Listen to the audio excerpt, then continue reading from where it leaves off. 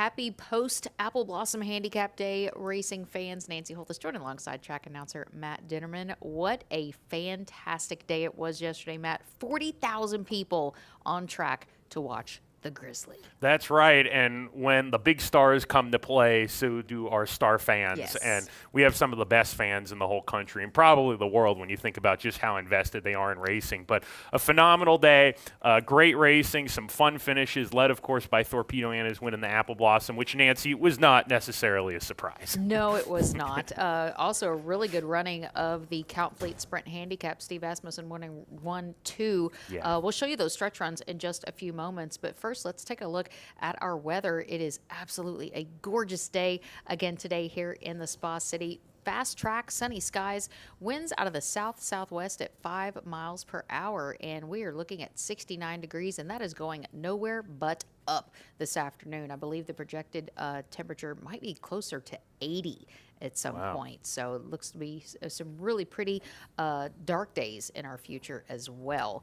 Let's take a look at our news page. A couple, multiple winning day yesterday for a lot of people as we take a look at these Saturday highlights. Riding doubles for jockeys Martin Schwann, Eric Asmussen, Christian Torres, and Brian Hernandez, and a riding triple for Ramon Vasquez. Trading doubles for Steve Asmussen, Kenny McPeak, and Jimmy DeVito, whose barn is starting to really catch on fire as of late. Booth gives Steve Asmussen his fourth straight Grade 3 Count Fleet Sprint Handicap. He ran 1-2 in that, and Thorpedo Anna's dominance continues with the victory in the Grade 1 Apple Blossom Handicap. And don't forget, today is discount day, free parking excluding valet, free programs, and delicious $1 hot dogs. No racing next Sunday in observance of our Easter holiday, but we have added an additional race day, so be sure to mark Thursday, April 24th on your calendars. Yesterday, Matt, 40,000 people on track, 12 races, 2 graded stakes. What would Matt Dinnerman grade be for yesterday? A plus. A plus. A plus. Just a great day. I mean, this is what we come to watch when we come to watch these stars and big days, is good racing, different people winning lots of races, Yes. some of our human athletes, the jockeys and the trainers, and it's just, it was a great day. I mean, the weather was perfect. The crowd atmosphere was as good as it could have been. And coming from a biased perspective, I think it was a phenomenal day. It certainly was. A lot of people from all over came to see Anna do what she does best. So speaking of, let's go ahead and take a look, starting off with our Grade 3 Count Fleet Sprint Handicap. And here's a good look at the stretch run. And it was a really good day for Steve Asmussen. Matt, talk us through this. Well, I like Kyle Frey, what he did with Anarchist. Took it to Booth early, tried to run with him and say, let's see who's faster here, because if you give Booth an easy lead, he's going to coast. Now, Booth still won the race. What I loved about this effort from Booth and Anarchist, who ran a great race in defeat, but I love that he dealt with adversity. He dealt with pressure. The last 2 races, he got a clear lead, no excuses, and he just sailed around there. This time, we really got to see what Booth would be like when under pressure, when under having to deal with adversity, and he showed it. Obviously a horse that is very one-dimensional, wants to be on the lead, but he's very fast, and once you let him roll, if you go head-and-head with him, he's going to give you his A-plus effort. So with that in mind, it was a very, very good effort. Well, it's interesting that Rivet really ran up late to get up for that second spot. But, yeah, Steve had made a comment that it was that Commodore victory that the light bulb kind of seemed to go off, and it just continues. So it'll be very interesting to see if they maybe keep him at 3/4 and maybe even stretch him out to 7 furlongs in the Churchill Downs, which is coming up. Is that something that he mentioned, or is that just something in your head? It could possibly be. I'm not sure time-wise. You know, trainers always like to say, we'll let the horse tell us. I get a feeling he's a 6 furlong type of horse. Just solid I don't 6 think furlong. I don't think 7 would be right for him, but it's a bit of an odd scenario because you also have Skelly in the barn, and he's very much the same way. So I personally have the gut feeling that he's 6 furlongs. He could run 7 furlongs, but I don't know if he's going to stay on as well if there's a ding-dong battle in the lead like you there saw was yesterday. Let's go ahead and take a look at the stretch run of the 61st running of the Grade 1 Apple Blossom Handicap $1.25 million race, and just one little tap from Brian Hernandez on the shoulder of the Grizzly. I mean, very much the same that we've seen from all of her races in which she's won handsomely. Very professional here. You're going to see Brian Hernandez hit her on the right flank one time. This is not because she was tired by any means. This was just to say, hey, let's stick to the task here and just make sure that we finish up here and get something out of this race here. And she just coasted. We've talked about it before. Her stride, when she moves over the ground, she just soars over it. I mean, just effortlessly. We talked a little bit about her workout earlier this week, and she actually used more effort in the workout than she did during the race. And I was wondering, I wonder what we're going to see from her, because I thought that was not necessarily one of her most visually impressive works. Right. But once I saw her come out of the paddock into the infield, I said, she's not losing this race. Those ears were full pressed, pricked. She and looked they were phenomenal in the paddock. Was totally in her element yesterday, and it's funny, when she came into the winner's circle, all of the people greeting her as her reign continued, she kind of had that wide eye look and just kind of looking around. And a lot of horses, especially when you get those floral blankets, which are very awkward, they're heavy, they're very, very heavy, and she just handled that like the true champ that she is. So kind of surprised to see or to hear Kenny McPeak. I asked him specifically if the La Troyenne could be a target, and he's pretty gung-ho that in just 3 weeks she'll return, which was a little surprising for me that quickly back, but doing what she did well within her own abilities. Again, let the horse tell us, but I would love to see her in the La Troyenne. And I don't think that's an issue at all. In fact, it's an old school method. Back in the day, we ran horses a lot more in the afternoons. Yeah. And the way she won yesterday, yes, they're going to take a look over her in the next few days, make sure that she eats up, that she keeps her weight on, that she's showing energy.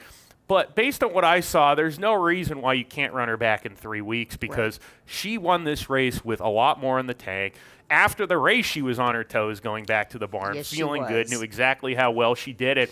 And she's very professional. And actually, I feel like in this scenario, it's not that difficult to run her back in 3 weeks, because all you really need to do is keep her happy. She's fit. You give her maybe a half or a 5 furlong, work 7 days out before the race, and then you run in 3 weeks. So it also must be a lot of fun to ride a horse like that. I mean, when she hit the turn and he just maybe moved an inch on the reins and she just went right by Wild Bout Hillary. And, it's like driving a Ferrari out there. And I mean, Brian Hernandez has done a great job, but I'm sure he would be the first to tell you there are times where he probably just feels like a passenger and just let her do her thing. Oh, absolutely. And Kenny McPeak has, credited Brian Hernandez just because he is that seasoned veteran journeyman, and a lot of riders, you can overdo it on a horse and get them into trouble and, kind of just do too much, if you will. But that is certainly not the case with Brian Hernandez. So definitely a job well done by all the connections and her campaign. And it'll be interested to see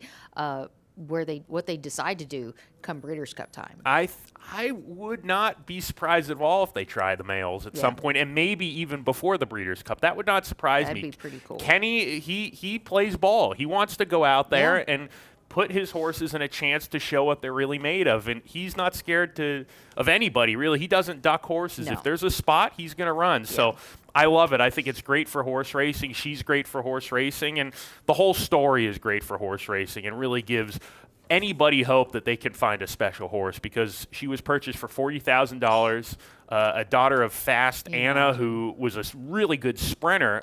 He actually had no ability going 2 turns, even though he's a Medaglia d'Oro, but there's just a lot of good feel-good stories to this whole deal, and it's just, we're very lucky, Nancy, to be able to say she is here at Oaklawn. Very much so. And it's interesting, she did ship up from her base at Fairgrounds before the Azeri, but she stayed here afterwards and really got another good feel of the Oaklawn surface. She had some very important visitors this morning. She had a group of young ladies from the University of Arkansas equine veterinary program. So she was in full force getting those peppermints and posing for photos goes, and that's exactly what a superstar does after a big day like yesterday. She is still just reeling in the bask of glory. So, yeah, very, very cool to see what comes next for all of our big connections here at the meeting.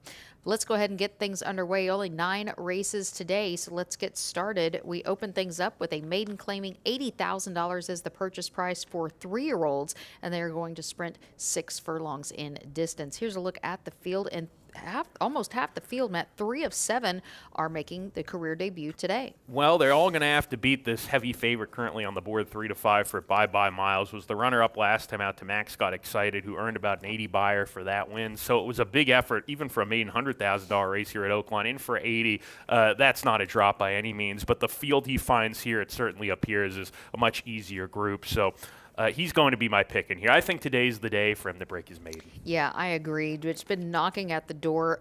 More than likely looks to sit off the pace, but I'm hopefully not too far back, giving him a little too much to do. So, yeah, Bye Bye Miles looks to give Keith and Steve off to a good start on the Sunday program as we kick off the first leg of the early 50-cent pick 5. The 50-cent pick 4 is one race later in race number 2. This is a fillies and mares in for the maiden claiming price of $12.5. Arkansas breds in for the 20, and they're going to go 1 mile in distance using that short stretch of Oaklawn's mile run. Remember, this race will end at the 16th pole. You'll hear me say that.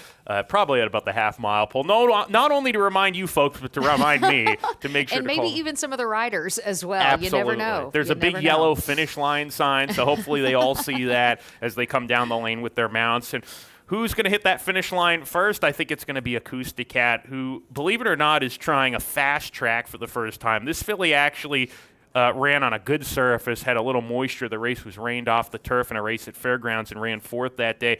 All of these races on the turf and on that good track were for maiden 30. She hit the board a couple times. Wasn't too far off. She's in for 12.5. Rob Atras is one that gets very aggressive when he drops horses, and a lot of times they get the job done. So he really is going to get aggressive, putting her in for 12.5. Obviously, no turf here, so you got to run on the dirt. But by McLean's music out of A Tale of the Cat mare, the breeding immediately suggests that the dirt shouldn't be a problem. So I'm going to pick this runner here facing the easiest field that she's seen to date. Yeah, I'm going to go with Acoustic as well, but Knocking at the Door versus Tougher has a pretty good resume of some buyer speed figures, of good buyer speed figures, has flashed some speed, so potentially could be the one to catch in today's race number 2 and get the picture taken for the first time today. Race number 3 is for 50 starters, 3-year-olds and up, set to go 1 mile and a 16th. It is for runners that have started for a claim price of $50,000 or less and which have never won 3. Well, I picked Nullify in this race because I like that this horse is dropping in class. He was 3rd last time out in a first-level allowance. He's now in a starter race that he's eligible for. So with that in mind, he actually was eligible to run in these starter races since probably, let's see, that'd be March 2024. But Wayne opted to try him in a little bit tougher spot out of his conditions at the first-level allowance conditions. Hasn't really worked out for him. So really the key here is getting the drop-in class he needs. There are some salty runners in this race. I think this is an above-average starter 50 race. At the same time, though, this horse has won a starter 50 3 starts ago. He won at that level. Now he's in a more specialized starter 50. So I think this is the right spot for him. Yeah, I agree completely. I love when they return to the level of their last win, especially after facing Tougher in those last 2, as Matt mentioned, for this 4-year-old by American Pharoah. And he was further off the pace his last 2 when taking on a tough group of first-level allowance company, but wouldn't mind seeing him closer to the pace as he was for that victory 3 starts back. I want to mention, too, I made a mistake on the conditions. He actually won a starter 50. It was a non-2, so runners that had never won twice. This is a starter non-3 50. So this is actually written very much perfect for a horse like him. Yes. Race number 4 is for 4-year-olds and up, non-winners of 2 races since October 13th, and they will go 3/4 of a mile in distance. And we've got a full field of 12, just scratching both also eligibles, number 13, 14, and anytime a full field of 12 and a time restricted, it can be pretty competitive. Yes, and I think that looking at this race, it may be competitive because I don't have a strong opinion in it. I picked cost basis in this race.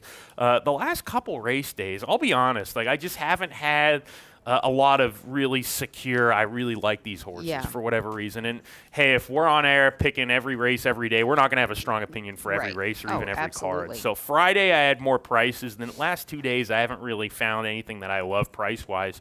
I have something later in the card, but Cost Basis is my pick here. Coming off an $8,000 claiming win, went to the lead, stuck around. I'd imagine is going to be forwardly placed today. He's a little bit of an inconsistent horse, but I do think he's the fastest of the speed in here. I'm going to go a little further to the outside. It tells you how competitive this field is and wide open as you look at mine and Matt's numbers, just 8 or 7 different numbers across our top 4. I'm going to go with the number 11, Atomic Tone. Christian Torres aboard for trainer Abel Ramirez Rodriguez. Races first off the claim where the barn definitely excels at about 25%. I like the fact that this runner has shown to be tactical in regards to a pace scenario, and you got to love a horse that wins about a third of the time. 10 photos in just 31 career starts. Does look to be enough speed to kind of sit off and close in this field. And again, super consistent in the winner's circle, but also in the money, 67% of those 31 career starts. So that is a horse owner's and trainer's dream. So very much so. Yes. We're going to take a quick break here on this Sunday edition of Oaklawn Today. And when we come back, race 5, which kicks off the late 50-cent pick 5. Experience the excitement of horse racing with Oaklawn Anywhere.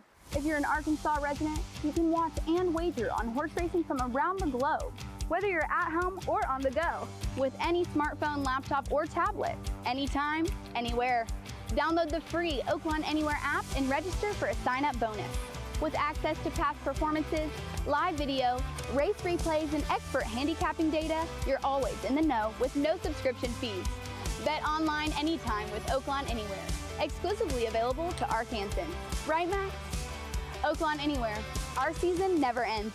Gambling problem? Call 1-800-522-4700.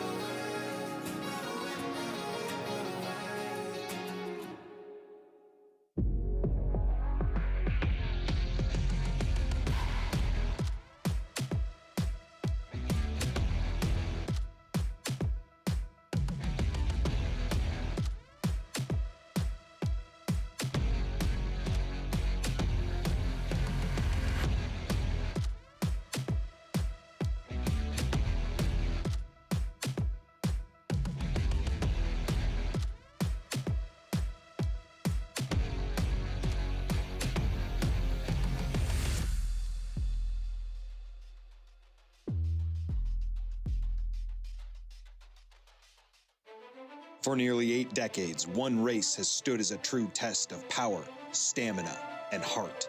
The Oaklawn Handicap. From legends like Cigar in 1995. Cigar leads it. Silver Goblin can't keep up. The Oaklawn Handicap and #1 rating will go to Cigar by 2.5. To Will Take Charge in 2014. And it's a confident Will Take Charge, handridden to score by a length in the Oaklawn Handicap. To modern day winners like Last Samurai. Look at Last Samurai sprint clear in the Oaklawn Handicap. Last Samurai is first. Proxy. Proxy and Joel Rosario rallying on the far outside. And 2024's victor, Skippy Longstocking. Skippy Longstocking skipping home to a big win in the Oaklawn Handicap. Each left their mark on the track in Hot Springs, Arkansas. On Saturday, April 19th, the legacy continues. The Grade 2 Oaklawn Handicap returns with a $1,250,000 purse on the line. This is the race. This is Oaklawn, the 79th running of the Oaklawn Handicap on April 19th. Oaklawn, where history is made.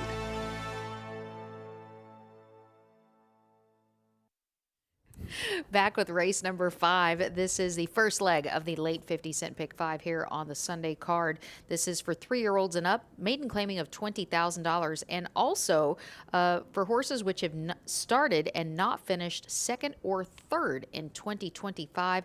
Arkansas breds in for the $30,000 claim price, and they're going to go 1 mile in distance. Very interesting condition. Another one from the services of our racing secretary and Pat Pope. And no surprise in this type of field, we do have 12 to go to the gate. Look, I know when you look at the paper, it's not the greatest form, but I think it's a good condition to write because you need to keep horses going here. You need to get someone a confidence booster, make them some money. You know, this is how the game is. You've got owners and breeding incentives to make, and the owners got to pay the bills. The jockeys got to make money. So I think this is a really good condition whenever it pops up, just for the horsemen alone. And they can come up creative as well, and you can get creative with the picks, but I'm not in this situation. A tough customer for the Brad Cox barn has run very poorly in his first 2 starts, but against a lot tougher company. And all it is with a race like this is finding horses that you think can run well with the company given. They don't need to be a superstar. They just got to be fast enough to win. And I just think this horse will be able to run effectively against this field assembled. Yeah, big drop is a hop. I'm going to go just to the inside of Matt's top selection with the number 7, Harvest and Hearth. Kenny McPeak giving the call to jockey Francisco Arrieta. We don't see this duo very often. Is going to take the lowest drop in his 5-race career. Double-digit loss last time, running 7th against much tougher maiden 50, and also the first time taking on older company. Races 3rd off the layoff, where the barn is 11%. And I also like that slight cutback in distance after racing 1 mile and a 16th. So sometimes it doesn't seem like much, but that last 16th can be you keep saying, where's the wire? Where's the wire? That might be the case in a few of these today. Yeah, especially in this condition where maybe not everybody wants to go quite this far, but they want 2 turns, maybe a flat mile. Maybe they're just trying the 2 turns to see. Yeah. I'm gonna make a little side bet with you, Nancy. Even though the morning line tough customers 3-1, I think Harvest and Hearth is gonna go off favorite. And that's why part of the reason I picked tough customer too is because I'm going to bet that this horse is a little bit of a higher price. He's going to drift That's up what I just think. a little bit. I think so. I like it. We'll find out. Race number 6 is the first leg of the final 50-cent pick 4 on the Sunday afternoon. It is for 4-year-olds and up, non-winners of 2 races since October 13th, and they're going to go 1 mile and a 16th for the $32,000 claim price. Systematic change for the Asmussen barn. Has run on synthetic his last few races, but he's a lot more consistent on the dirt. So I like that Steve's putting this horse on the dirt today. In for $32,000. The last time we saw this horse on the dirt on a fast track, there was one race in which he didn't finish the race, but the race before that, he set off the pace and just blew home for a convincing win in the barn of Chad Brown. And I just like the fact he's getting back to the dirt. I'm going to go to the inside. We did see Maggie Moss win a race the other day, and for the barn of Tom Amos, they team up here with the number 1, Winston Wolf. Rafael Bejarano in the irons exits a closing 3rd against tougher second-level allowance option, claiming 20 when racing for that allowance condition. That was out at Delta Downs, where 6.5 furlongs is contested around 2 turns. So like the real estate stretch out again for this runner, where he is lightly contested and still looks for the first W at the distance, but wouldn't hate to see him flash a little bit of early speed. Sometimes you go back in their form. He has shown a little bit of early speed, and I would like to see that today. Really like that last breeze. It was here on March 26, went a half and 49 and 1. So we'll see if Tom Amos, he's got several in today, if he's going to hopefully have a good day.